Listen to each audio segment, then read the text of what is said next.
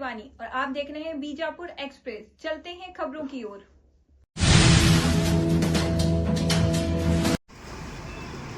ದಿನಾಂಕ 2/2/2026 ಅಂತಂದೇಳಿ ದೇವರ ಹಿಪ್ಪರಗಿ ಪೊಲೀಸ್ ಠಾಣೆಯಲ್ಲಿ ಒಂದು ಮಿಸ್ಸಿಂಗ್ ಕೇಸ್ ರಿಜಿಸ್ಟರ್ ಆಗುತ್ತೆ. ಪ್ರಭು ರತ್ನಾಕರ್ ಅನ್ನುವಂಥ ವ್ಯಕ್ತಿ ಅವನ ಹೆಂಡತಿಯಾದಂತಹ ಸರೋಜಿನಿ ಅನ್ನೋರು ದಿನಾಂಕ 24/1/2026 ಬೆಳಿಗ್ಗೆ 8 ಗಂಟೆಯಿಂದ ಮಿಸ್ಸಿಂಗ್ ಆಗಿದ್ದಾರೆ.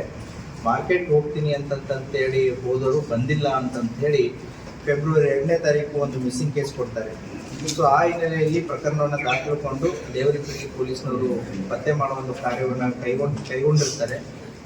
ದಿನಾಂಕ 13/2/2026 ಅಂದರೆ ಮಿಸ್ಸಿಂಗ್ ಕೇಸ್ ರಿಜಿಸ್ಟರ್ ಆದ ಸುಮಾರು ಒಂದು 11 ದಿನಕ್ಕೆ 13/2/2026 ಈ ಸರೋಜಿನಿಯವರ ತಂದೆ ಅಂದರೆ ಸರೋಜಿನಿಯವರ ತಾಯಿ ಕಮಲವ್ವ ಅವರ ಗಂಡನಾದಂಥ ಮಲ್ಲಪ್ಪ ಅವರ ಸಾವಾಗುತ್ತೆ.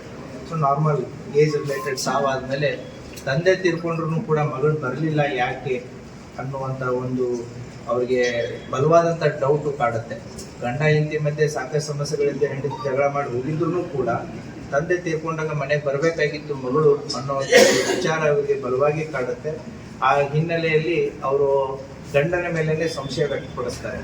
ಸೊ ತದನಂತರ ಪೊಲೀಸ್ನವರು ಗಂಡನ ತಂದು ಎನ್ಕ್ವೈರಿ ಮಾಡಿದಾಗ ಗೊತ್ತಾಗುತ್ತೆ ಈ ಗಂಡ ಒಂದು ಕಾಂಟ್ರಾಕ್ಟರ್ ಕೆಲಸ ಮಾಡ್ಕೊಂಡಿದ್ದಾನೆ. ಇವನು ಹಲವಾರು ಜನರ ಹತ್ತಿರ ಸಾಲಗಳನ್ನು ಕೂಡ ಮಾಡ್ಕೊಂಡಿದ್ದಾನೆ.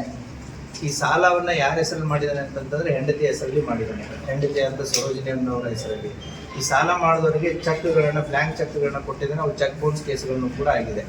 ಯಾದಗಿರಿ ಜಿಲ್ಲೆಯಲ್ಲಿ ಚೆಕ್ ಬೌನ್ಸ್ ಕೇಸ್ ಆಗಿ ಹೆಂಡತಿಯ ಮೇಲೆ ವಾರಂಟ್ ಇಶ್ಯೂ ಆಗಿರುತ್ತೆ. ಆ ಹಿನ್ನೆಲೆಯಲ್ಲಿ 23ನೇ ತಾರೀಕು ದಿನಾಂಕ 23/1/2026 ಗಂಡ ಹೆಂಡತಿ ಮಧ್ಯೆ ಜಗಳ ಆಗಿರುತ್ತೆ.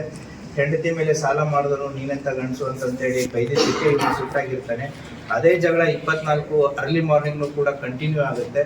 ಅವನೇನು ಪ್ಲ್ಯಾನ್ ಮಾಡ್ತಾನೆ ಅಂತಂದರೆ ಈ ಎಲ್ಲ ಚೆಕ್ ಬೌನ್ಸ್ಗಳ ಕೇಸ್ಗಳಲ್ಲಿ ಮತ್ತು ಈ ಸಾಲ ತೊಗೊಂಡಿರೋದೆಲ್ಲ ಹೆಂಡತಿ ಹೆಸರಲ್ಲಿ ಇರೋದ್ರಿಂದ ಮತ್ತು ಈ ರೀತಿ ಇವಳು ನನಗೆ ಪದೇ ಪದೇ ಕಿರಿಕಿರಿ ಮಾಡ್ತಾ ಇರೋದ್ರಿಂದ ಇವಳನ್ನ ಸಾಯಿಸಿದ್ರೆ ಆ ಸಾಲ ಕೊಡೋದು ತಪ್ಪುತ್ತೆ ಮತ್ತು ಇದು ಆಗ್ತಾ ಇರುವಂಥ ಒಂದು ತೊಂದರೆನೂ ಕೂಡ ಮಾನಸಿಕ ತೊಂದರೆನೂ ಕೂಡ ಕಡಿಮೆ ಆಗುತ್ತೆ ಅನ್ನುವಂಥ ಒಂದು ವಿಚಾರದಲ್ಲಿ ಅವತ್ತಿನ ದಿನ ಬೆಳಿಗ್ಗೆ ಅರ್ಲಿ ಮಾರ್ನಿಂಗು ಈ ಖಾರ ಕೊಟ್ಟು ಕಬ್ಬಿಣದ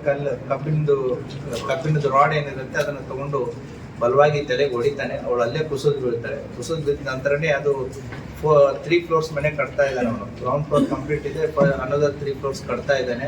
ಆಲ್ಮೋಸ್ಟ್ 90% ಬಿಲ್ಡಿಂಗ್ ಒಂದು ಹಂತಕ್ಕೆ ಬಂದಿದೆ. ಅಲ್ಲೇನು ಕಂಪೌಂಡಿಗೆ ಗಾರ್ಡನ್ ಮಾಡಬೇಕು ಅಂತ ಏನು ಖಾಲಿ ಜಾಗ ಬಿಟ್ಟಿರ್ತಾರೆ. ಆ ಖಾಲಿ ಜಾಗ ಇನ್ನೂ ಮಣ್ಣು ತುಂಬಿರಲ್ಲ ಮತ್ತು ಗಿಡಗಳನ್ನ ನೆಟ್ಟಿರೋದಿಲ್ಲ.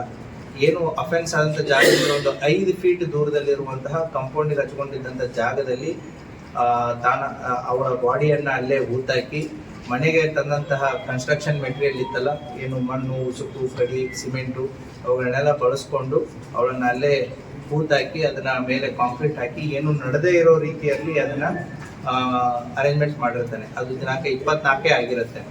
24ನೇ ತಾರೀಕಿಂತ ಸುಮಾರು 2ನೇ ತಾರೀಕುವರೆಗೂ ಕೂಡ ಈತನೇ ಮಿಸ್ಸಿಂಗ್, ಅಲ್ಲಿ ಹುಡುಕ್ತೀನಿ ಇಲ್ಲಿ ಹುಡುಕ್ತೀನಿ ಅಂತಂತೇಳಿ ತವ್ರ ಮನೆಯವರೆಗೂ ಕೂಡ ಟೈಮ್ ಡ್ರ್ಯಾಗ್ ಮಾಡಿರ್ತಾನೆ.